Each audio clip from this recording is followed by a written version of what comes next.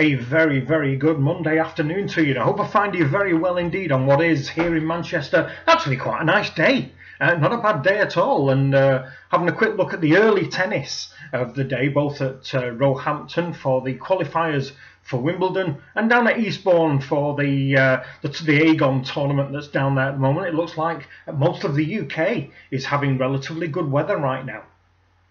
What I want to talk about today is kind of allied to what is generally going on, certainly here in Britain, and I would wager in other major centres around the European Union. So what I really want to talk, I was going to call this video "Political Correctness Gone Too Far?" ? But I've kind of changed my mind. What I now want to talk about is freedom of speech. Kind of, where's it gone? Now, if you've been keeping an eye on the news, certainly in the wake of the terrorism attacks in London and here in Manchester, and then what appears to have been some form of retaliation attack at the mosque in Finsbury Park, there is a lot of talk around the raging plague, apparently, of Islamophobia here in the United Kingdom. Now, the issue I have with that is that I see no evidence of it. This is my standpoint as far as what is being a major point of upset within the Islamic communities here in Britain. It appears to me that any form of comment or social commentary or opinion or upset emotional turmoil attached to any of the attacks that have been made against Britain from people who are carrying out terrorist attacks in some form of holy jihad as they see it. Anybody who says anything about that, which in my view everybody has the perfect right to their opinion, it is being viewed by the Muslim communities as being Islamophobic, and I feel that is a little bit unfair, solely on the basis that as far as I'm aware, if somebody says something that upsets a member of the Muslim community, they can register that as a hate crime, which results in whoever made a comment being visited by the police and potentially interviewed under caution or charged under the Race Relations Act or whatever it is.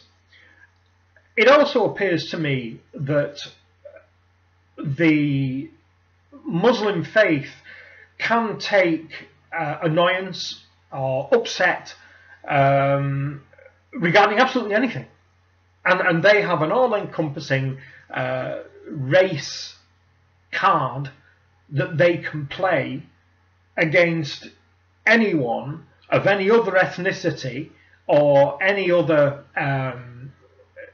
religion, faith, whatever it may well be. Now, I'm a great one for free speech. I love the fact that in the country in which I thought I lived, and it's becoming clear as the weeks go by, I'm mistaken. I actually don't live in the country I thought I lived in, which was a country whereby I could more or less go out and say more or less anything I liked, because we are a free state.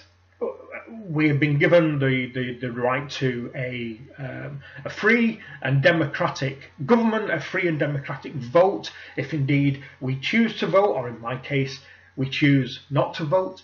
It is our democratic right, and to do or more or less say anything we like regarding anyone, because it is a free country. But apparently we can't do that anymore with a certain section of this community. They seem at the moment to be pushing as hard and as long as they possibly can to ensure that no one, absolutely no one, can say anything. I was going to say anything derogatory, but perhaps a better term is going to be say anything that they perceive is derogatory against their faith. We've seen this week that a gentleman called Douglas Murray, who you may or may not have heard of. Douglas Murray works for a foundation based in London, and their sole aim is to counter extremism in any and all of its forms worldwide. That's what they do. And Douglas at the moment is concentrating quite a lot on what appears to be this Islamic-focused terrorism that is plaguing what appears to be the EU right now. Initially, or more importantly right now, more focused on the UK than anywhere else right now. And apparently Douglas was interviewed on the BBC this week, and somebody was allowed, a Muslim commentator was allowed by the BBC to call Mr. Murray a hate preacher.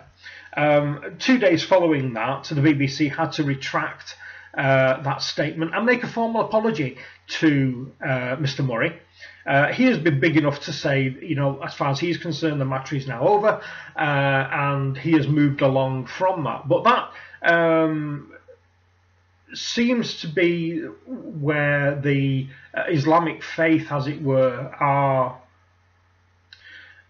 gaining their strength from, because state broadcasters such as the BBC, and indeed any major media outlet, it doesn't matter whether it's Sky or any other news network, seem to be very worried about treading upon the obviously very delicate toes of this particular section of the community here in Britain right now. And that worries me. To the extent that when are we, the other sections of the community here in Britain, and I'm not just talking about we, the indigenous whites here, I'm talking about the Afro-Caribbean, the Sikhs, the Buddhists, the Hindus, anybody else who live and cohabitate this little island of ours. How far is it going to go before we are so worried about what we can say without fear of being overheard and reported and ended up in court on some form of race-related charge because nothing can be said about a particular religious section of the world? I think the reason I've expanded this video today is because, and I've already touched on this, as you're well aware, and if you're relatively new here, you may well not be aware, I don't vote. I haven't voted now for about 20 years, something like that. The only recent time I voted was in the Brexit vote because I felt so strongly that we needed to leave. What has changed, in my view, the trading partnership with the EU, and as it's now become a political body. I voted to leave because I felt so strongly about that. But under normal circumstance, like the most recent electoral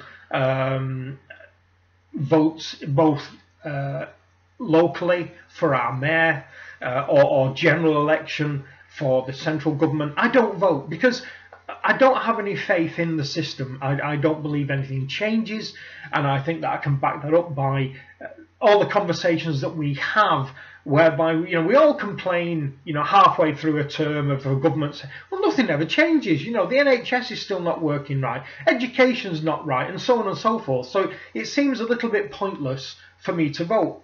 Anyway, the point I'm coming to is this, and this ties into this video, which is free speech. Is somebody challenged me when I said I wasn't going to vote, and they came up with an old tried and trusted argument, which is, well, if you don't vote, you shouldn't have an opinion. Well, the essence of a democracy is that everyone has a right to an opinion, and with that right to that opinion becomes hand in hand the right to free speech. And I feel that that right, that hard-fought right, because the great unwashed and ill-educated such as myself didn't have that right for such a long time. The high and mighty landed gentry and the royals and the titled in this country had all the power and had the say for so long. And it took a long time to allow we, the great unwashed and ill-educated, to gain that right to voice our opinion, to voice our feeling. And it feels that that now is being curtailed, not by those in power anymore, but by a particular section of the community backed up by those in power, because those in power seem to be so afraid of saying anything about this particular group. My worry is, how far will this go, and how quickly will it go there? I am worried, very, very much so, that what was outlined in George Orwell's 1984, when he wrote it in 1948, is now coming to pass. There will be a version of what he called the thought police, where you had to have blinkered vision. You couldn't look on the outside world and form your own opinions and thoughts on what was going on. You certainly couldn't voice your opinions on what was going on. And I feel that that's where we're being pushed now, and I am very, very worried that those who have the ability to do something about this, therefore have the responsibility to do something about this, are not doing anything about this. And that is my concern. I am feeling downtrodden in my own country. Let me know what you think about this. Let me know, if I know I've got subscribers in the US, I know I've got subscribers in Australia and Canada. Let me know how you're feeling about whether your country is feeling oppressed to you, because that's how I'm feeling. I am feeling oppressed in my own country by a group of people and their supporters who are bringing in unseen community rules where any other part of the community other than theirs can't say anything.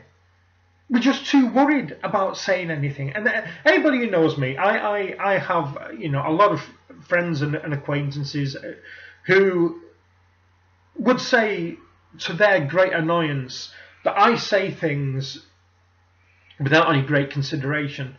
Well, where I am is, if I have something on my mind, I will say it.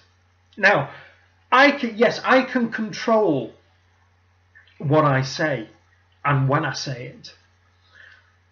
What I can't control is what somebody's reaction is going to be to what I say.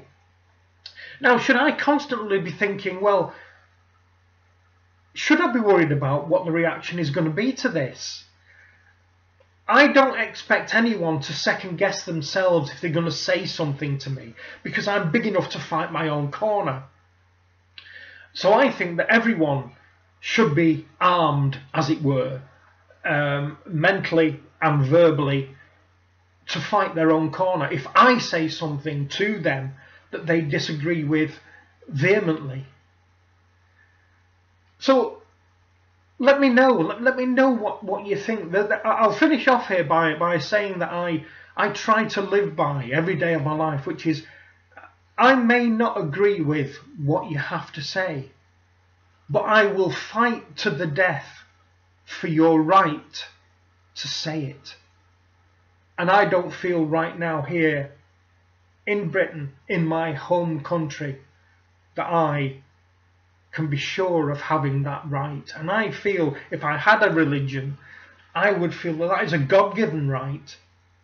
You know, it is certainly a democratically given right. It's a hard fought for and a hard earned right. And I feel that that is being taken away from not only me, but from everybody in this country. So let me know what you think. Tell me where you are in your replies. If you feel as strongly as I feel, make one of these so everybody can see it. Let me know in your comments down below. Thank you very much indeed for watching. As always, give this a thumbs up, share it around, that kind of thing. And I look forward to reading your comments. It's something that I feel very, very strongly about. And over the last month or so, I've been actually quite deeply affected by this. The indigenous population or parts of the population that have been here a long time now have to think twice before they say anything once. Thanks a lot for watching. Bye bye.